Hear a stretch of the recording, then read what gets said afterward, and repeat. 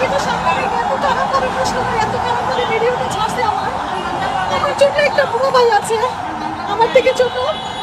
ও তো বুড়ো মানুষ, কোনো কিছু করতে পারে না। আর আমার মা, আমার বুড়ো ভাইটা মানুষের হোটেলে কাজ করে করে শেষে বিচার চাওয়ার সাহসটাই পেতাম না।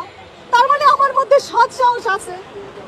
আমি গানটা কিভাবে করছি এটা প্রমাণ আছে আমার কাছে, মানুষের কাছেও প্রমাণ আছে। নইলে আমি এই সাহসটা নিয়ে আমার সন্তানটার পরিচয় নিয়ে আমি শান্তিহান থাকতাম। সন্তানটা কার?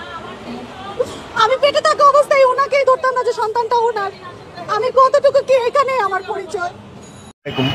আপনারা এতক্ষণ ধরে যা শুনছেন ঈশিতার গল্প, অর্থাৎ এটা কোনো হিন্দি সিনেমার গল্প বা বাংলা সিনেমার কোনো গল্প নয়। এটা বাস্তবে যে আমার পাশে দাঁড়িয়েছে সে একসময় গানের শিল্পী ঈশিতার গল্প। অর্থাৎ এই ঈশিতার সাথে কি ঘটেছিল? এই ঈশিতা মিরপুরে, অর্থাৎ সিবিআই নেতা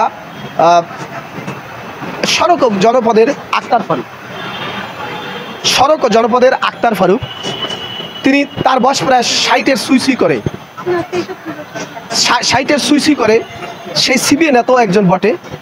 এই ঈশিতার সাথে অর্থাৎ গানের যে কোনো অনুষ্ঠানে গিয়ে তার সাথে পরিচয় হয়েছে। পরিচয়ের পরেই তার সাথে অর্থাৎ প্রলোভন হোক, সরকারি চাকরির প্রলোভন দেখি হোক, যেভাবে হোক না কেন তার সাথে শারীরিক সম্পর্ক ঘটে। অতঃপর বিয়ে, অর্থাৎ এইটাও দেখেছি আমরা, অর্থাৎ বিয়ের আগে তালাক, পরে তালাক, অর্থাৎ সন্তান হওয়ার পরেও তালাক, সন্তান হওয়ার আগেও তালাক। এ কোন তালাক? এর উত্তর আমরা আজকে জেনেছি ঈশিতার কাছ থেকে। দর্শক, আপনাদেরকে এও জানিয়ে রাখি, স্থানীয় সংসদ সদস্য অর্থাৎ মিরপুর এবং কল্যাণপুরে তিনি সমঝোতা করেছিলেন, তাকে 4.5 লাখ টাকা অর্থাৎ 5 লাখ টাকা কাবিনে তার সাথে বিবাহ বন্ধনে আবদ্ধ করেছিলেন, কিন্তু মাত্র 3 মাসের মাথায় আবার তাকে তালাক দিয়েছিলেন।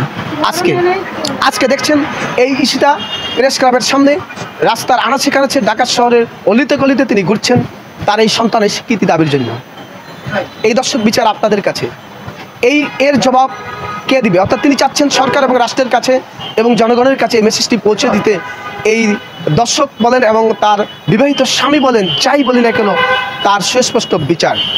অর্থাৎ এই আক্তার ফারুকের মতো 60 বছর সুইসি যদি এই একজন অল্প বয়সে তার মেয়ের সাথে যদি প্রলোভন থেকে সরকারি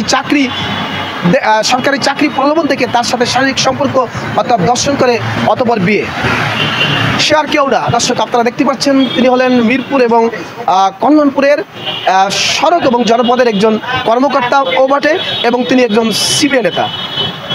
ভয়েস টাইমস, আব্দুর রহমান।